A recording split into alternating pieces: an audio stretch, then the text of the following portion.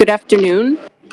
Bonsoir, bienvenue à l'événement. Portuguese Ministries of Environment and Climate Action and Foreign Affairs and the Portuguese Embassy in Dakar, entitled Bridging SDG 6 and SDG 14, Selling from Dakar to Lisbon.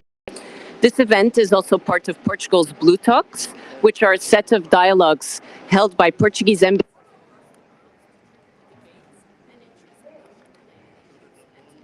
United Nations Ocean Conference, co-hosted by the governments of Kenya and Portugal, that will take place in Lisbon from 27th of June to 1st of July of this year.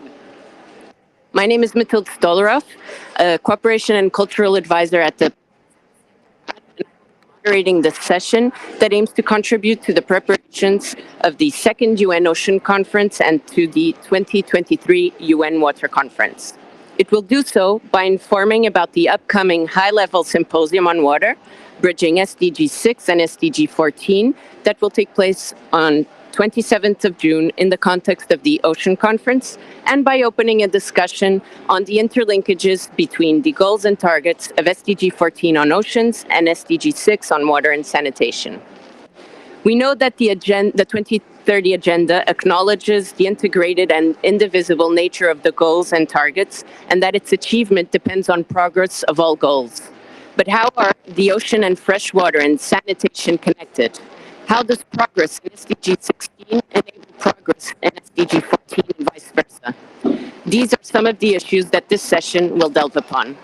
We are fortunate to have 4 speakers with us who have 10 minutes each. We will first start with Mr. João Ciotta Neves, Chargé d'Affaires at the Portuguese Embassy in Dakar, who will speak about the UN Ocean Conference in Lisbon.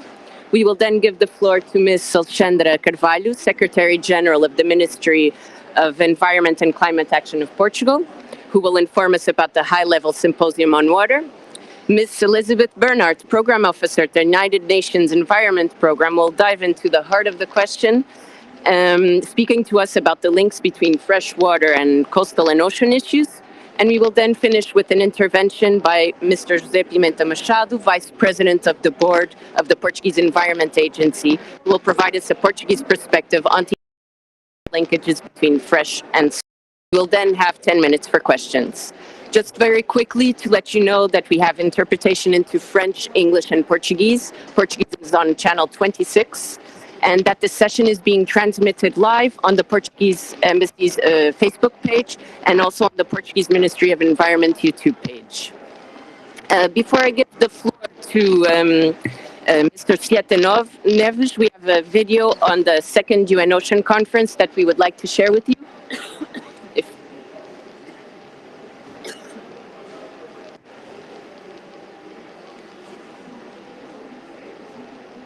Video.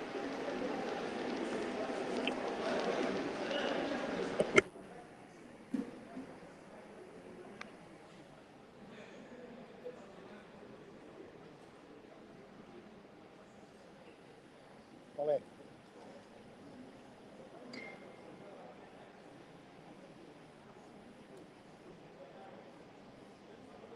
é?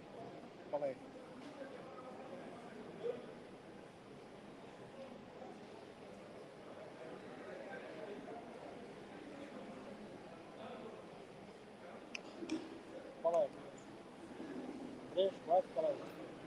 26.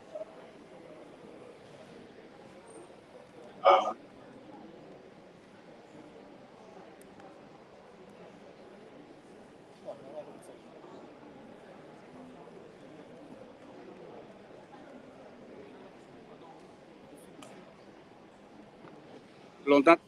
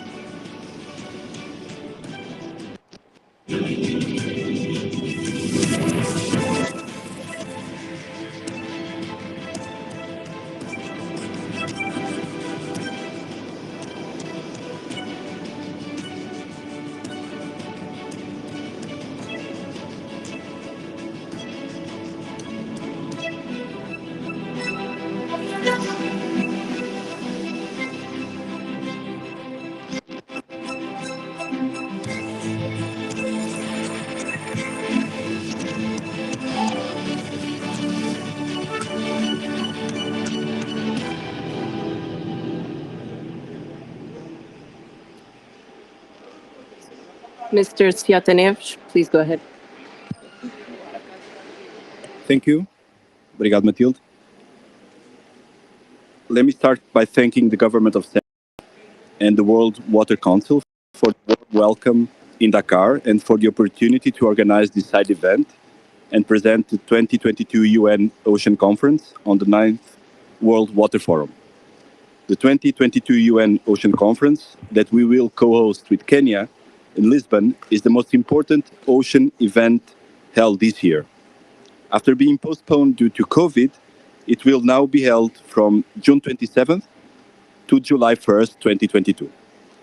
When we started this process, we have asked ourselves, why do we need a new ocean conference? The answer is quite simple and straightforward. Because the deadline set by the Agenda 2030 is fast approaching, and no one can tackle the challenges of sustainable development alone. And no sustainable development goal can be achieved in isolation. In this side event today, we are highlighting the interlinkages between SDG 6, clean water and sanitation, and SDG 14, conservation and sustainable use of the ocean and seas. The sustainable management of water is interconnected with sustainable use of the ocean. Access to safe drinking water, adequate sanitation and hygiene are concerns and can be more effectively achieved through a holistic governance of seawater and freshwater. This approach to water resource management and its transboundary character has also the potential for international and multilateral cooperation and can effectively reduce the risks of instability, especially in fragile societies, and thus fostering peace, development, and security. This we call the Água security nexus, and this will be the first of two nexuses that I will mention today. Despite this natural cycle, the governance of seawater and freshwater is traditionally separated and left to different communities. So the idea here is to bridge these two communities. It is crucial then to build bridges and develop a comprehensive strategy that considers the entire water cycle, and this will be the focus of the high-level symposium on water that will be held in parallel to the UN Ocean Conference in Lisbon. All right. Moreover, the 2022 UN Ocean Conference will highlight the need to implement SDG 14 and the central role of the ocean can be and should play in achieving the goals of the 2030 agenda. If in the 2017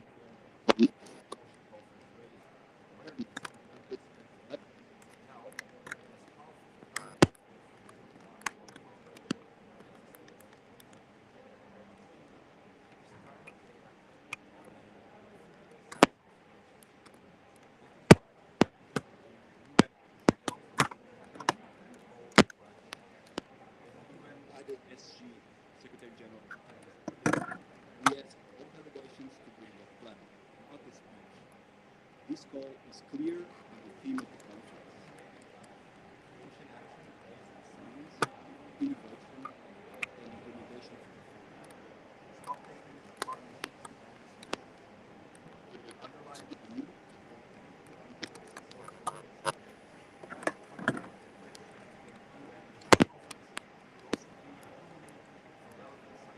an event and a privileged forum for the creation among and with other relevant processes. It will be important, specifically, to capitalize on the excellent results achieved by the resumed fifth session of the UN Environment Assembly that agreed on the establishing of Intergovernmental Negotiations Committee to discuss a legally binding agreement for coordinated global fight against plastic pollution and marine litter. Maintain our ambition towards calming in relation to biodiversity loss and the establishment of an international target of conservation of 30%, 30, of the marine environment as another element of the climate-ocean nexus. Voila the second nexus I mentioned. And thirdly, to keep the momentum towards the conclusion in 2022, so this year, of successful BBNJ negotiations where we expect to fill in the gaps on international ocean governance directed at preserving the marine environment, the sustainability of resources, and the conservation of ecosystems. Fourth point, underline the importance of the science decision-making interface and our joint commitment to the United Nations Decades of Ocean Science for Sustainable Development and Ecosystem Restoration, process that go hand in hand with the new model of ocean governance and that need to be evaluated together. Finally, build on the outcomes of the first conference and, at the same time, explore synergies and draw inputs from other processes, such as the high-level panel for sustainable blue economy, the Our Ocean Conference, and the recent One Ocean Summit. The conference will comprise a high-level segment. Just a note, the high-level segment is scheduled for June 27th, and the invites were sent already by the UN Secretary General in February 2022 to all heads of state and government. So this high-level segment will have plenary meetings and 8 interactive dialogues in Lisbon. As a political outcome, the conference shall adopt an action-oriented declaration focusing on the science-based and innovative areas of action to support the implementation of Goal 14. This declaration is being negotiated in New York under the leadership of Denmark and Grenada. Marine pollution, protecting and restore marine and coastal ecosystems, ocean acidification, fisheries, blue economy, and marine technology transfer were among the themes of the first UN conference. Most of them will be under scrutiny again. Moreover, the nexus ocean climate shall also be at the center of the discussions to support ambitious actions to minimize and mitigate the adverse effects of climate change. Continuous dialogue on climate change adaptation is critical in our view, particularly for Africa and small island developing states. Implementation of innovative mechanisms will help build climate resilience in our communities as we pursue just energy transitions and mitigate the risk factors that lead to instability. We hope that the ocean-based solutions drawn up during the conference will also form part of the discussion in the forthcoming climate change deliberation at COP27 in Sharm el-Sheikh. All stakeholders are working together in an inclusive and outreaching process to ensure the active involvement of civil society, namely the scientific community, academia, private sector, non-governmental organizations, and youth. To have a truly game-changing conference focused on tangible and action-oriented results, it is not only crucial to have strong cooperation among states and the UN, but also to ensure that strong engagement of all major stakeholders. To that end, we are also planning other events on the margins of the UN conference. For example, the Sustainable Blue Investment and Innovation Forum that aims at creating a stronger connection between the private sector and the blue economy. Also, a youth forum to promote the involvement and knowledge sharing on ocean issues and science among younger generations. Our expectation is that the 2022 UN Ocean Conference will significantly mobilize civil society and be an opportunity to foster partnerships with and among the private sector, especially by bringing on board representatives of the financial sector and from philanthropies. The UN Ocean Conference success depends, therefore, on our common capacity to inspire and mobilize, harnessing the political will, innovative ideas, scientific knowledge, and the necessary resources to bring about a fundamental change in the way we do things in order to ensure that conservation and sustainable use of our ocean for present and future generations. I therefore, finally, invite you all to come to Lisbon in June for the UN Ocean Conference. We count on your participation and support to the conference, both by feeding work, but also by galvanizing wide participation. I cannot end before, of course, expressing the honor that I have to share this stage with our speakers and our fantastic moderator. Thank you. Thank you, João.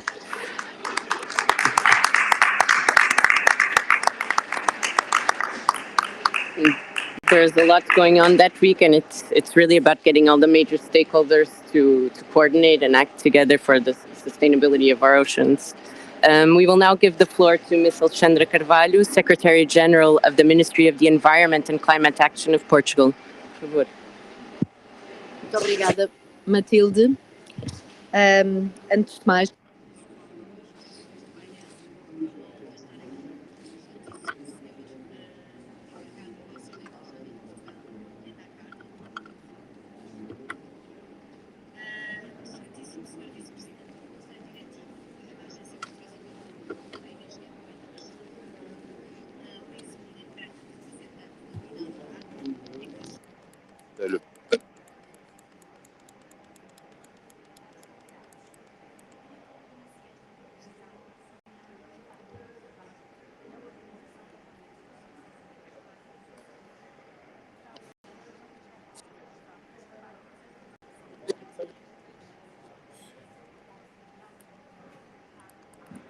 projet Kabbalah, le projet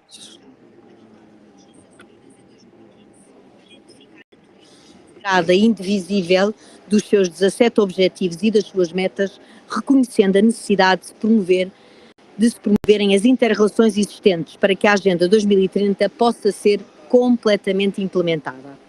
O ODS 14, proteger a vida marinha, e o ODS 6, água potável e saneamento, estão naturalmente interligados, havendo vários indicadores do ODS 14 que não poderão ser atingidos se não garantirmos a sustentabilidade do ciclo urbano da água, com água potável de qualidade e bons sistemas de saneamento, e se não tivermos uma verdadeira gestão integrada de recursos hídricos. Da mesma forma, a poluição dos nossos oceanos, o lixo marinho, os microplásticos terão certamente impacto no ciclo da água. Pese embora seja por demais evidente esta inter-relação, nem sempre conseguimos, no nosso dia-a-dia e enquanto decisores, profissionais do setor ou mesmo enquanto cidadãos, promover um verdadeiro diálogo entre as comunidades da água doce e da água salgada. A água é água, seja ela salgada ou doce, e devemos ter esta perspectiva holística e integrada quando tratamos o tema da água.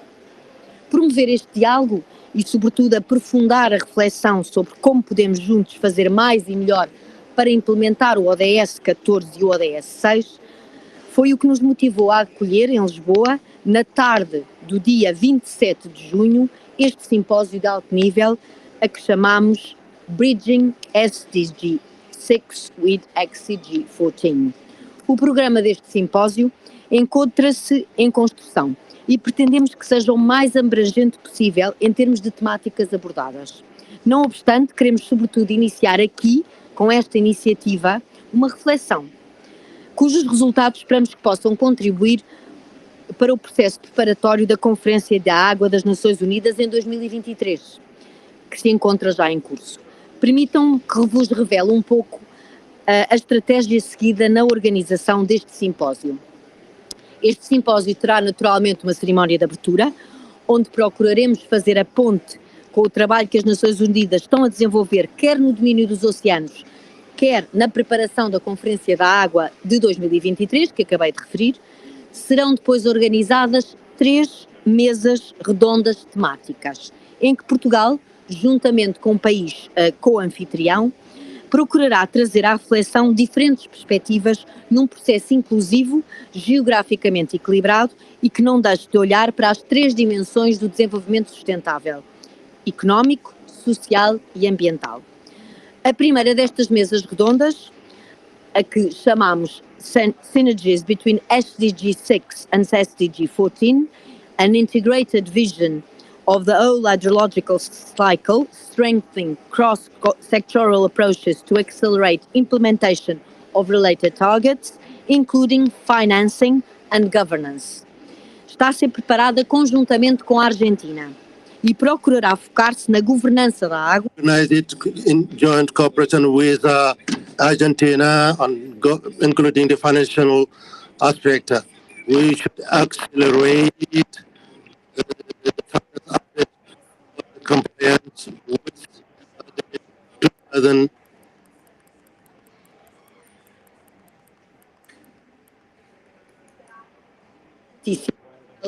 que os serviços de água podem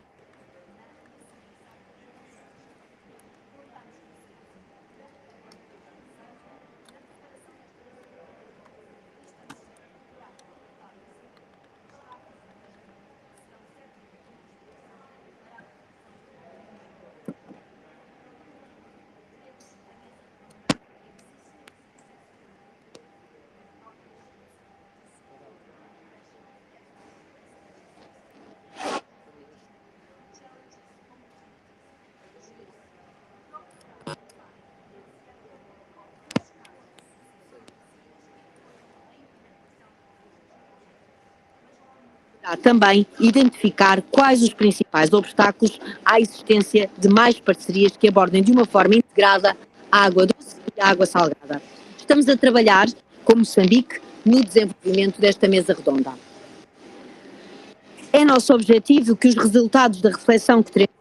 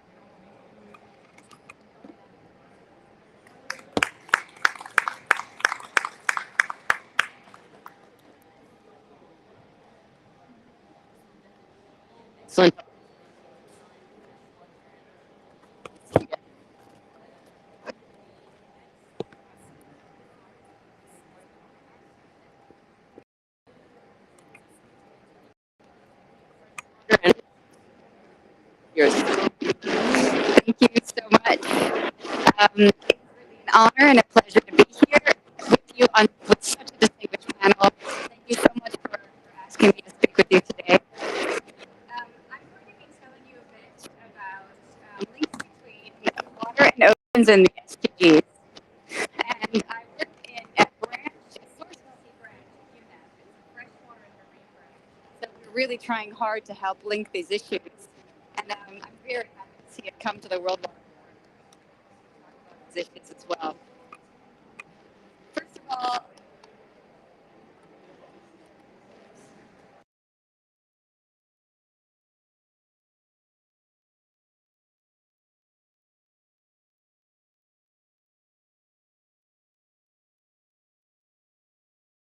once said very famously in the 1960s, once we started looking down on the Earth from outer space, we can see that our planet is a blue one.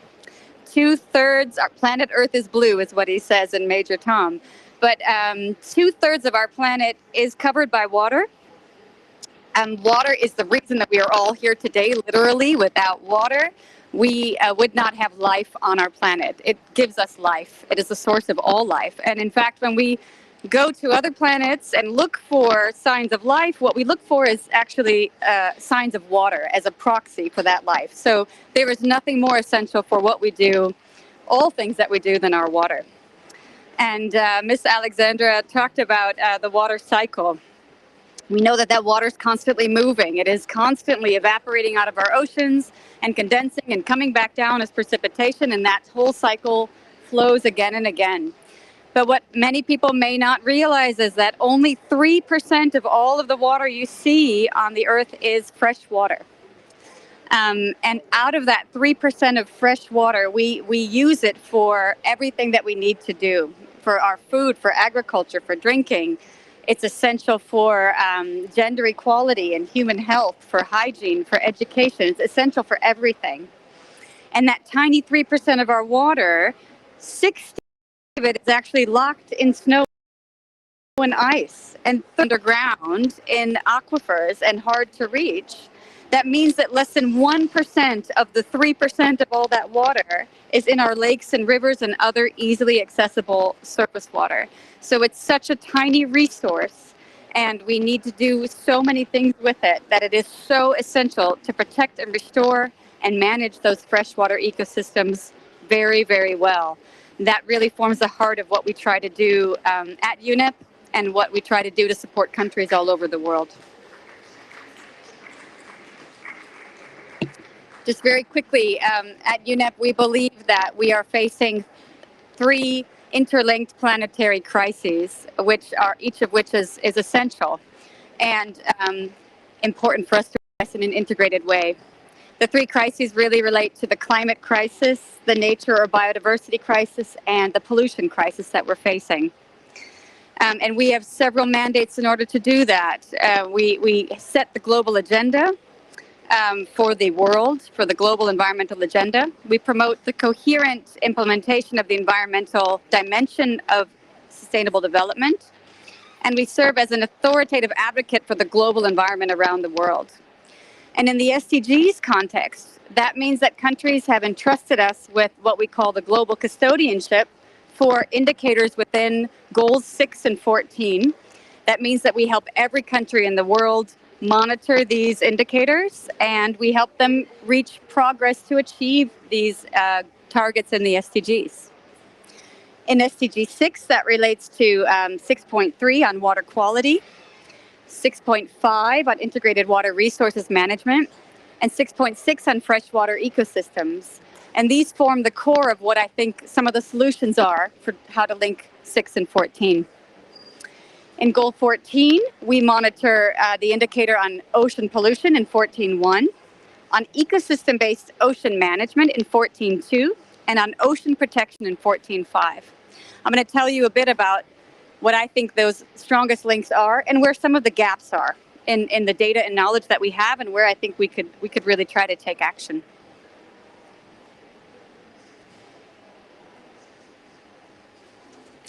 First of all, in 2015 and 2016, I was actually based in New York, and I was responsible for getting Goal 6 written and put into place. And I was there at the birth of the SDGs at the General Assembly floor. It was one of the most moving moments I've ever had in my career at the UN. And ever since then, I've worn this SDGs pin here on my lapel. So for me, the SDGs are not just words. If we could achieve them, we really would be able to save the world and get ourselves on the right path. So I believe in this very strongly. And I'll never forget, one of our member states turned around and said to me, you know, the SDGs contains everything but the kitchen sink is in the SDGs. And my colleague from UNICEF turned to me and said, actually, the kitchen sink is in the SDGs. It's in one of those indicators on hygiene and sanitation and hand washing. So we do talk about kitchen sinks also in the SDGs. But the SDGs are quite beautiful, and they're very integrated, well thought out in and of themselves. So this is a picture of SDG 6, and I've laid it on top of the water cycle. And what you actually see is that each of the targets in SDG 6 actually touches upon part of that water cycle. And so the SDG really is a very integrated and well thought out thing. It looks at hand washing and sanitation. It looks at water resources management, water quality and pollution. It looks at water scarcity, and it looks at water ecosystems. And these things all speak to each other. SDG 14 also is a very holistic goal. It looks at recreational values of oceans. It looks at the fisheries and the fish stocks that are there. It looks at pollution control and trying to prevent that pollution from getting to the coasts and oceans. And so SDG 14 in and of itself really makes a lot of sense and is quite a beautiful goal. However, when you start looking at the links between them, and this is not an eye test. I won't make you put on your glasses and close an eye to tell me what you think is on the screen. But the targets within the SDGs also all speak to each other. And in fact, what we see here, this is just SDG 6 and how it relates to targets and other goals. But what we see is that the language that's in those targets really speaks to connecting to other goals on health, on education, on food, on oceans, and on forests. You can see that those goals do link to each other. And because water is connected to everything and impacted by everything, it really makes the management of those scarce resources incredibly important. You can only imagine what will happen if you try to reach progress in one area or goal without thinking about its impacts on another. You're really going to have backwards progress on some of the other aspects. So you have to think about these things in an integrated way. That means that coordination and cooperation are needed.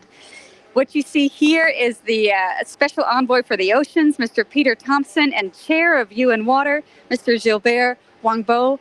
They are together pointing at the SDGs, and it's a sign really of how we want from the water community to really support the oceans community and see where these links can be made.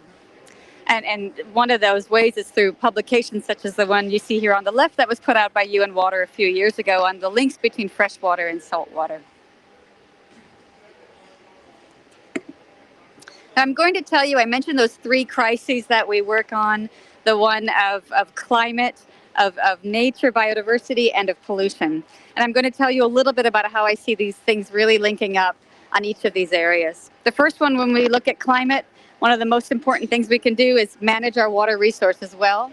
They're the first things that get impacted by climate change. They're essential also for mitigation and adaptation to climate change.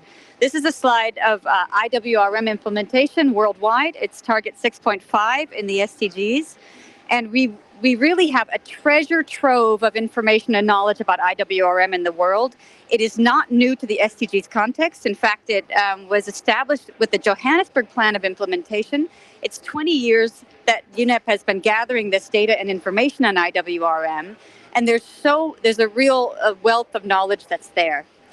What this map shows you is the percentage of IWRM implementation worldwide. And what you can see is that these countries that are red and orange and yellow, that's around half of the world's countries. They still have a medium, low, or very low rate of implementation of IWRM. And that's worrisome. Although you do see progress, what the bar on the right shows you is the rate of implementation 4 years ago and the rate of implementation in our last data drive. There's been a 5% increase in overall IWRM implementation worldwide. However, that number needs to double or triple in order to really get anywhere near what we need to do for the SDGs. Now, it's great that you mentioned financing, because what I want to do is tell you what's behind IWRM. IWRM is not just one number that comes from a country. It's actually a process that happens in every country. There's a focal point for IWRM, but that person leads a multi-stakeholder, multi-level consultation process on the rate of implementation of IWRM in the country. And IWRM is a series of 33 questions that look at 4 aspects. One of them is financing for water. That's the 4th one. We also have management instruments, institutions and participation, and the enabling environment. And there's such a rich wealth of information that we get out of that process with the text answers and the consultations that happen at the country level. IWRM a wealth of information and knowledge and an established process that I believe it could be helpful for integrated coastal zone management as well. And this slide just shows where I think some of the most important links are between IWRM and ICZM. I don't think we do a good enough job of showing how those things can link to each other and how the process of something like IWRM can support ICZM as well. But I put some categories here. There's a lot of information. Happy to share my slides afterwards. But there are clear links in both processes for water, for biodiversity, for climate change, for financing and enabling environments. We could link those 2 processes, and that's a clear link between goals 6 and 14.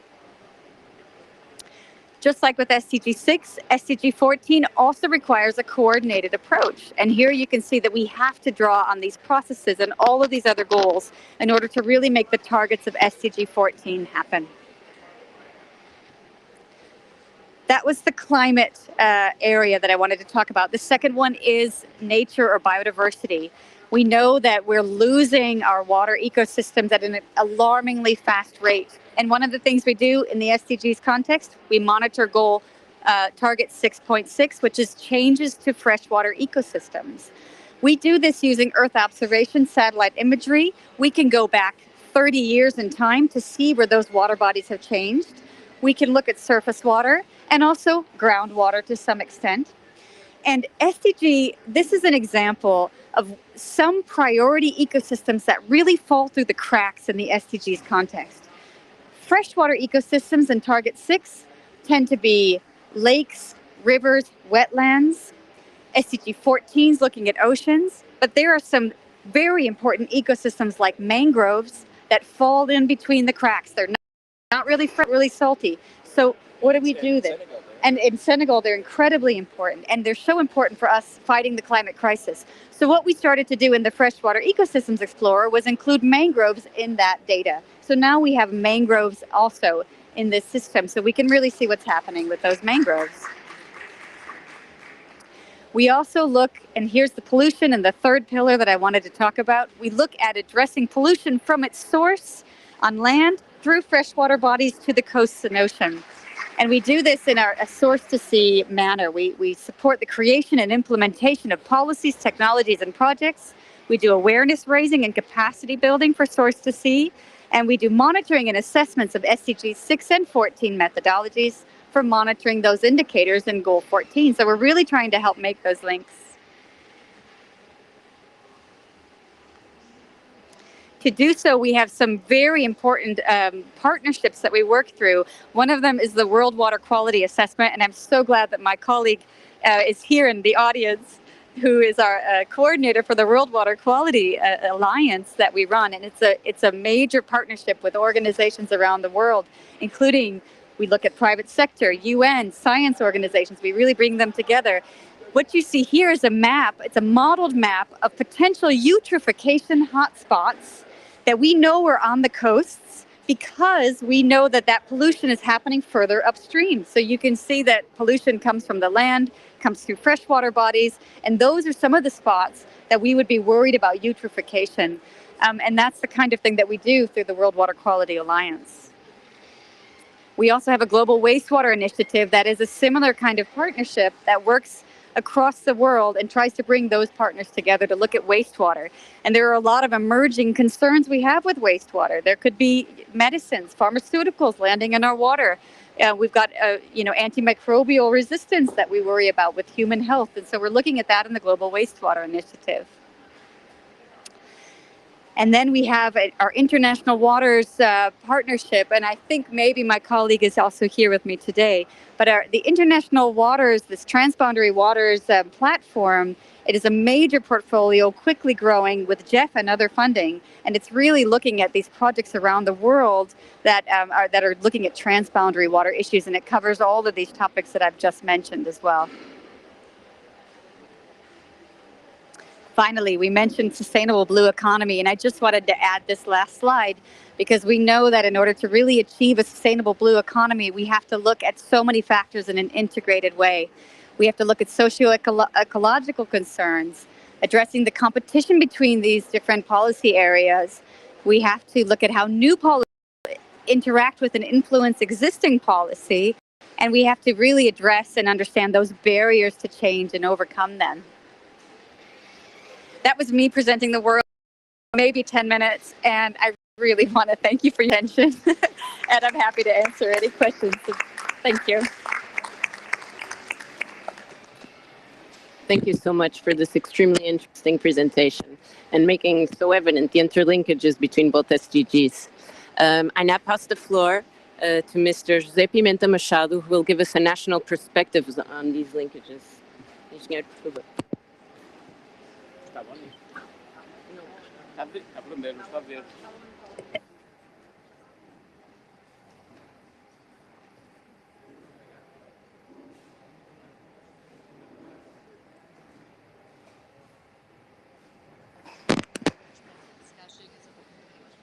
Muito boa tarde. Quero, em primeiro lugar, saudar os meus colegas de painel.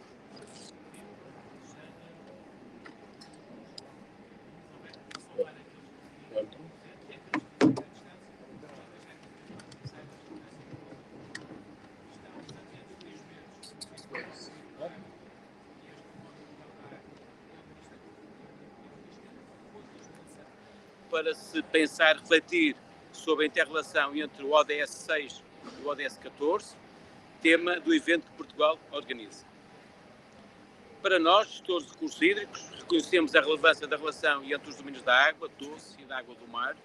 No entanto, consideramos que o diálogo entre os especialistas e cientistas de ambas áreas necessita de ser reforçado. Sabemos bem disso. Nesse sentido, acreditamos que a realização do simpósio alto nível da água, à margem da Conferência sobre os Oceanos das Nações Unidas, constitui uma oportunidade para aproximar as comunidades da água e dos oceanos, partilhar experiência, identificar soluções, estabelecer parcerias para acelerar a implementação dos objetivos comuns. A água no ciclo hidrológico depende dos oceanos e, do outro lado, a saúde dos oceanos depende da forma como se realiza a gestão das águas costeiras e íteras. Obviamente sabemos todos desta inter-relação que é entre os rios, os estuários e os oceanos. Permita também que partilhe convosco alguns poucos exemplos que ilustram as relações da natureza operacional entre a água doce e a água do mar.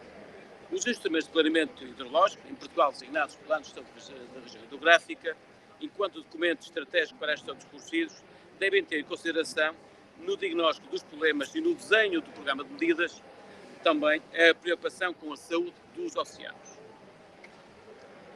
A necessidade de se garantir caudais adequados de água e sedimentos para alimentar as usantes estuários, deltas, é inquestionável, tendo em vista a proteção dos ecossistemas costeiros e marinhos, mas também para evitar a intrusão salina nas massas de água a montante. Sabemos bem disso, em Portugal temos uma grande experiência, quer na gestão do estuário do Tejo, do Guadiana, tudo tem a ver com problemas de intrusão salina. A preocupação crescente com a escassez de água requer exercícios de planeamento e gestão rigorosos em todas as frentes. Recordem-se, Portugal está a passar, o ano 2022 em Portugal é talvez o ano mais seco de sempre. Sublinho e enfatizo aqui, tivemos o mês de janeiro e fevereiro, que apenas o valor da precipitação foi 7% da média, foram 2 meses os mais secos de sempre, sabemos bem disso. Do lado da oferta, incrementando a disponibilidade do recurso, nomeadamente procurando origens alternativas como a reutilização de águas residuais. Aliás, gostava aqui em Dakar sublinhar que no dia 22, isto é, no Dia Mundial da Água, em Lisboa, o Parque das Nações, os jardins do Parque das Nações, vão ser regados com as águas que são tratadas de uma das maiores estações de tratamento da área de Lisboa, que é a Tarde de Beirolas. Obviamente é uma boa iniciativa e o governo português tem 2 metas muito relevantes, que é em 2025, peço imensa desculpa, atingir 10% das águas residuais tratadas para usos não potáveis e em 2030 aumentar esse valor para 20%. É 2 grandes objetivos que temos mesmo atingir. Temos também que procurar origens alternativas, isto é, novas origens de água. Dou-vos nota também da nossa experiência em Portugal. Vamos ensaiar a primeira grande estação de tratamento de desalinização da região do Algarve. É mesmo, é uma grande estação.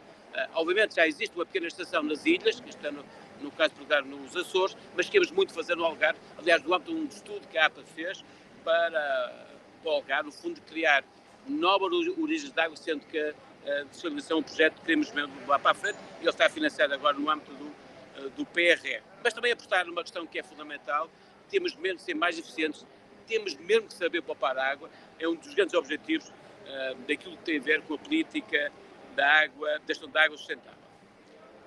Por outro lado, do lado da oferta, a opção pela questão de barragens e reservatórios para lidar com a escassez de água, a procura de energia e o risco de inundações têm como consequência a redução dos fluxos. La recherche de l'énergie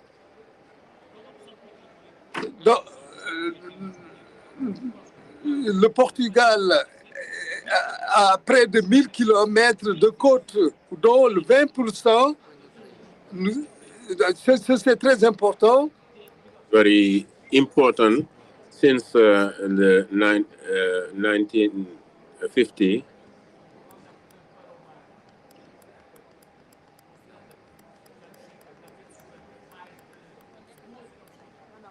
que aquilo que avança as águas do mar são questões que nos preocupam muito.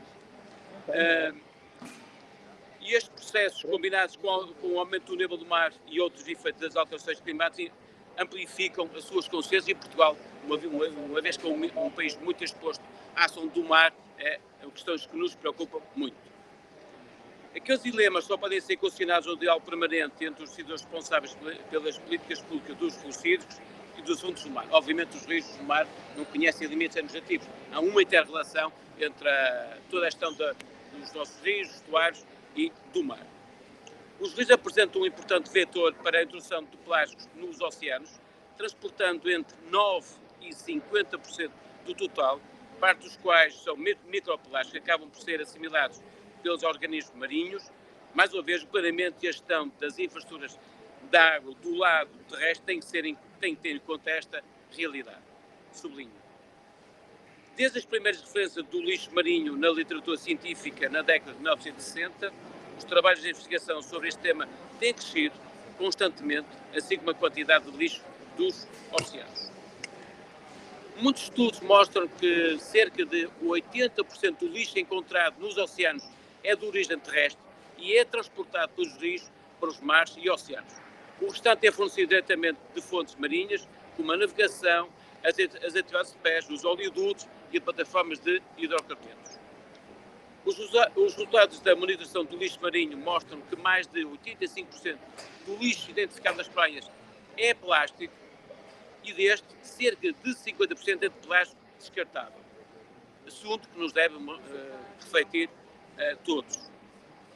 De acordo com o relatório do Programa das Nações Unidas para o Ambiente de 2021, estima-se que 7 mil milhões, sublinho, dos 9.200 milhões de toneladas de produção acumulada de plástico entre 1950 e 2017 se tornam resíduos de plástico. 3/4 dos quais foram descartados e colocados em aterro, passaram a fazer parte dos sistemas descontrolados ou foram despejados ou abandonados no ambiente. Os microplásticos podem entrar nos oceanos através da degradação dos objetos de plástico, mas também de lixiviados, de aterros sanitários, das lamas de sistemas de tratamento de águas residuais, de partículas transportadas pelo ar ou da perda acidental de carga no mar.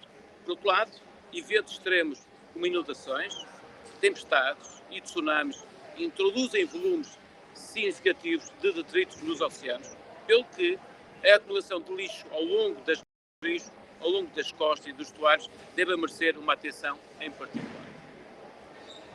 Todas estas descobertas contribuíram para que nas últimas décadas a poluição dos oceanos por resíduos tenha sido reconhecida como uma séria ameaça ambiental global e exigindo a intervenção concertada dos decisores dos mais diversos domínios. Embora o tema dos oceanos tenha sido alvo de muitos trabalhos de investigação, o mesmo não se poderá dizer sobre o plástico nos sistemas de água doce. Em 2017, o relatório conduzido pelo Centro Helmholtz de Investigação Ambiental da Alemanha estimou que 10 rios, sublinho, 10 rios, transportam 88 a 95% da carga global de plástico para o mar, 8 dos quais estão localizados na Ásia e os outros 2 localizados em África. O lixo marinho é uma ameaça não só para as espécies e ecossistemas marinhos, mas também representa um risco para os seres humanos e a sua solução, em grande parte, está na regulação das atividades nas bacias hidrográficas. Termino a minha intervenção apelando ao reforço do diálogo entre as comunidades que tratam os assuntos dos recursos interiores e marinhos, para que em conjunto, e mesmo em conjunto, possamos fazer progressos mais efetivos na consecução dos objetivos do desenvolvimento sustentável número 6 e 14. Muito obrigado por vossa atenção e até Lisboa em junho, cá vos espero. Muito obrigado e boa tarde a todos.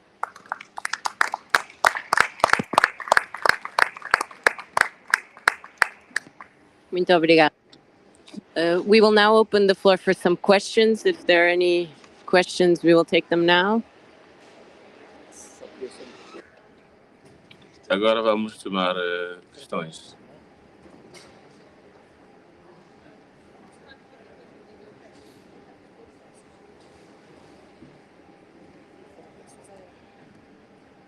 É sério. É sério, Okay, good afternoon. At first, Eu gostava de felicitar os organizadores por terem escolhido este tema. Eu gostava ainda de felicitar os apresentadores. Eu trabalho no âmbito da parceria em torno da água, uma comunidade que trabalha sobre a água doce e comunica muito bem com a comunidade que trabalha sobre a água do mar. Este assunto é muito importante para mim.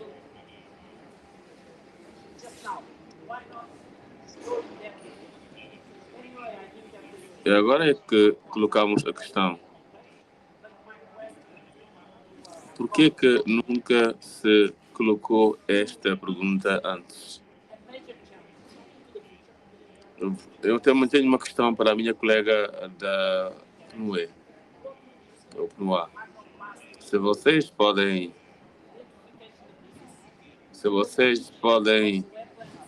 escolher uma mudança, qual é a mudança que ia escolher?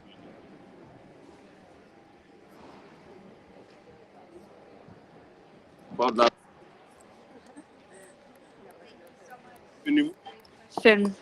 And also, I'm so happy that we're having this session right now, because we're often, those of us working in freshwater and those working in oceans, we're not in the same spaces together. And we don't speak the same language, even when we are. I work in a branch that deals with freshwater and marine issues. And we just had a branch retreat a few weeks ago. We spent 5 days with each other, and it took us that long to understand each other. We started drawing pictures, literally, of the of the way things are connected. So it is hard, but we must try. It's difficult for me to choose one issue, but what's most alarming to me is the fact that we know that we have lost over 80%, maybe 90% of our wetlands in the world since the 1970s. You know, when we talk about developing, or in my country, in politics, we talk about draining the swamp. And draining the swamp is a euphemism for development, for progress. We should drain the swamps, but we shouldn't drain the swamps. We can't drain the swamps. When we drain the swamps, we destroy our biodiversity, our water supplies. We've lost way too much. So concentrating on wetlands is key in that, and restoring and protecting those wetlands. Wetlands are saltwater marshes. Wetlands are lakes and rivers. They cover both marine and freshwater ecosystems. Wetlands store 30% of our world's carbon. We can't afford to let them dry out. And what I love about wetlands is that they are so quite easy to restore. If you let wetlands re-wet, if you reconnect floodwater plains to their rivers, if you stop polluting them, we have amazing stories of how they've come back. They bounce back and they've been restored. You know, we have otters back in Argentina's wetlands. We have seahorses back in the River Thames in London. There are seals living there. We have the salmon back in the Rhine. You know, and those are things that disappeared several decades ago. Now they're back. We can do it. Restoration works.